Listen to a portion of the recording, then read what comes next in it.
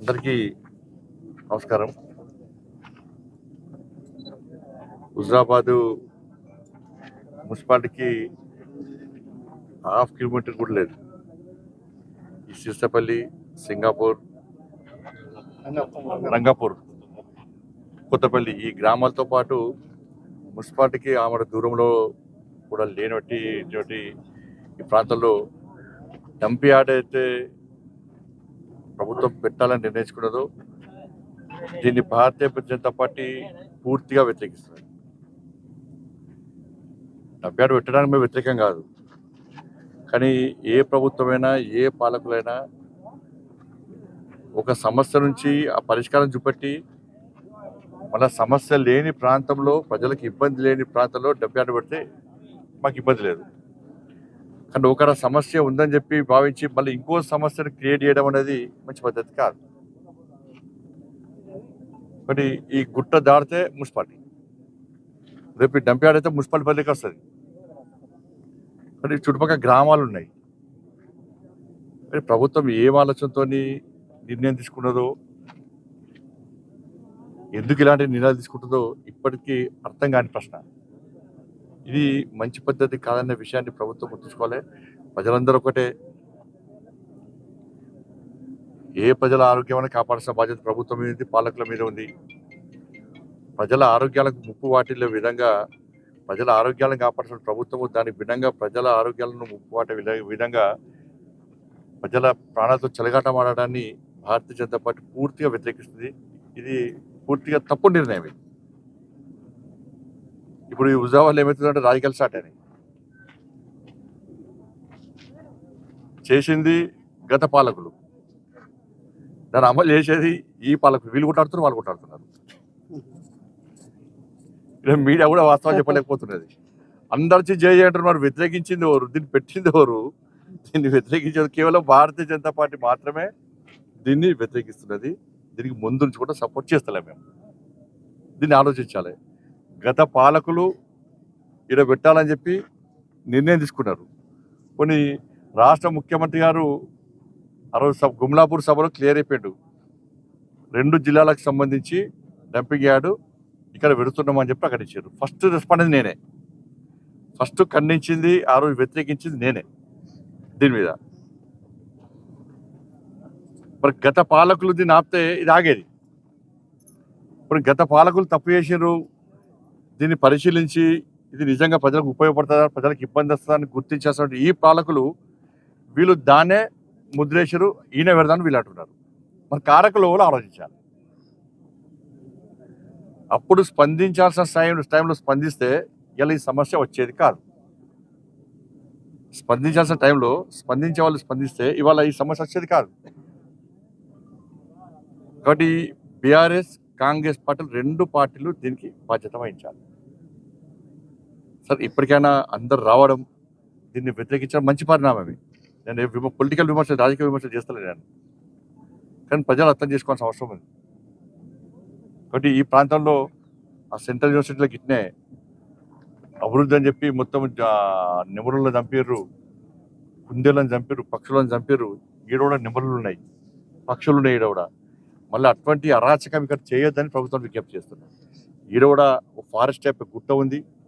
ఇక్కడ చాలామంది చెప్తున్నారు నెమరులు వస్తాయి, పక్షులు వస్తాయి, అన్ని రకాల పక్షులు ఉన్నాయి. ఈడ తిరిగి వాటిని కూడా చంపుతారా అయింది అని చెప్పి వాళ్ళు కూడా భయపడుతున్నారు. వాళ్ళ ప్రజల ఆరోగ్యాలు, ప్రాణాలు ముఖ్యము, ఆరోగ్యం ముఖ్యము. ఈడ నెమలు కానీ పక్షుల సంతతిని కాపాడుకోవడం కూడా ముఖ్యమే, కానీ పర్యావరణాన్ని కాపాడుకోవడం ముఖ్యమైన. కాబట్టి నా రిక్వెస్ట్ అలా ఒకటే ప్రభుత్వానికి, మీరు ఎక్కడ ప్రజలు లేని ప్రాంతంలో, ప్రజలకు ఇబ్బంది లేని ప్రాంతంలో డంప్ యార్డ్ పెట్టండి. దానికి మేము కూడా సహకరిస్తాం. డంప్ యార్డ్ను ప్రజలు లేని ప్రాంతంలో పెట్టడాన్నే భారతీయ జనతా పార్టీ సమర్థిస్తాం. ఇలా డంప్ యార్డ్ ఏందో కరీంనగర్లో బాగా ఇబ్బంది పడుతున్నారు ప్రజలు. ఇవాళ ఆ ఇబ్బంది మామూలు ఇబ్బంది కాదు. చాలా మంది ప్రాణాలు కోల్పోయారు. సరే, బయటకు వస్తున్న అందరూ వేరే రోగాలతో చనిపోయారనుకుంటున్నారు. బట్ ఈ హుజరాబాదుతో పాటు ఈ చుట్టుపక్కల గ్రామాల ప్రజల పరిస్థితి కూడా ఆ విధంగా కావద్దని చెప్పి ఒక ఆలోచనతో, ఒక ఆవేదనతో మాత్రమే నేను డిమాండ్ చేస్తున్నాను. కానీ ప్రభుత్వం ఇప్పటికైనా స్పందించాలి. ఆ పార్టీ వాళ్ళు చేశారని చెప్పి మీరు మొండి అవ్వడం,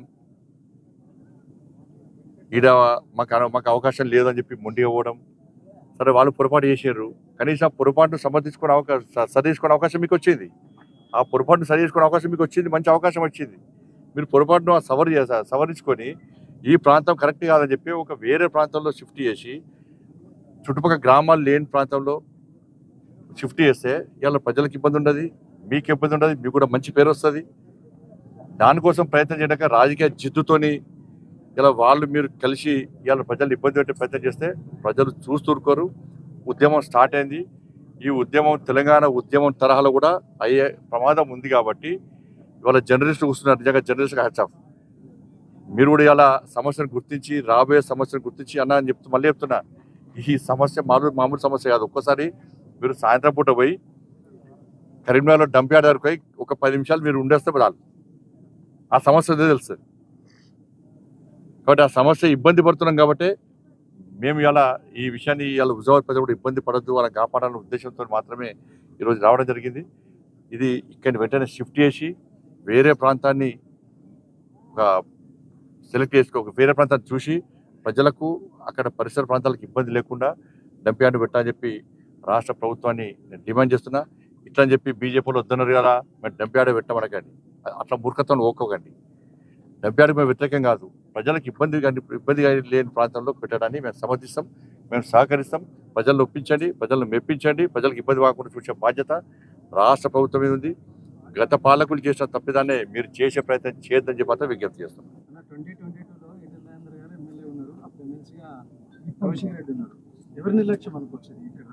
ఇప్పుడు వాళ్ళ పేర్లు రాజకీయంగా మాట్లాడుతాను, మీరు దాన్ని జోడించి మళ్ళీ బండి ఇట్లా మాట్లాడండు అట్లా మాట్లాడండు దాన్ని ఈ ఇష్యూ ఇంకో ఇష్యూ ఈ ప్రాంత ప్రజలకు మీరే ఏ విధంగా ఆల్రెడీ దీనికి నిస్వార్థంగా మొదటి నుంచి కూడా దీన్ని అడ్డుకునేది, దీన్ని వ్యతిరేకించేది భారతీయ జనతా పార్టీ. మా జిల్లా అధ్యక్షుడు గతంలో కూడా ఈ విషయంలో స్పష్టమైనటువంటి ప్రకటన చేసిండు. రోజు ముఖ్యమంత్రి గారు మాట్లాడక ఫస్ట్ చేపట్టించింది నేనే. ఇప్పుడు మా కౌన్సిలర్లు గెలిచారు, మా కౌన్సిలర్లు మామూలు కాదు, మామూలు బాగా డేంజర్ కౌన్సిలర్. ప్రజా సమస్యలు కొట్టేటువంటి ధైర్యము దమ్మున్నటువంటి ఝాన్సీ రాణిలు, రుద్రమదేవులు వాళ్ళ దమ్మెందో చూపెడతారు, ప్రజలకు అండగా ఉంటారు. దీని విషయంలో అగ్రెసివ్గా ముందు పోతాం, అంతకంటే ముందు మేముంటాం. లాంటి దెబ్బలైనా కేసులైనా మా వాళ్ళు మేము భరిస్తాము, దానికి సిద్ధంగా ఉన్నాం. ఎట్టి బస్సులో వదిలిపెట్టే ప్రసక్తే లేదు. చూస్తే ఇప్పుడు ఇదేదో రాజకీయం కాదు, నేను వట్టి మామూలుగా రాను, ఏదో రాజకీయం కోసం రాను. నేను వచ్చి చూసాక నాకు ఏర్పడ్డది. చూస్తే గిరి దాటితే మున్సిపాలిటీ, ఇటు సిరిసపల్లె, ఇటు రంగేపల్లె, కొత్తపల్లె, సింగపూర్, ఇన్ని గ్రామాల ఇబ్బంది పడితే ఈ దాన్ని ఏమని భావిస్తారు ఇవాళ. కాబట్టి మంచి పద్ధతి కాదు. వాస్తవం 2022లోనే దీని ప్రతిపాదన సిద్ధమైనవి, దానికి ఆదేశాలు వచ్చినాయి, అన్నీ వచ్చినాయి. అప్పుడు కూడా స్పందించాల్సిన మనం స్పందిస్తే అలా ఉండవు కాదు. సరే అప్పుడు చాలా మంది వచ్చారు, గురుకుల పాఠశాల ఏర్పాటు చేస్తున్నామని చెప్పి ఇలా నమ్మించి మోసం చేశారు. పాఠశాల ఏర్పాటు చేస్తున్నాం, వేరే కంపెనీస్ వస్తున్నాయని చెప్పి ఇక్కడ అందరు చెప్పి మోసం చేశారు. లేకుంటే ఆ రోజు అడ్డుకుంటారు అందరూ కూడా. కానీ ఇప్పుడు కూడా పూర్తి అవుతుండే. ఇక్కడ ఈ హైవే రోడ్డు కోసము మొరన్ అవి పెట్టిన వాటిని దాన్ని నింపడానికి కాంట్రాక్టర్ టెండర్లో పెట్టలే. ఈ మొరన్ నింపాల్సి వస్తాను కాంట్రాక్టర్ చూసుకోలే, కాబట్టి కానీ పడతలేదు.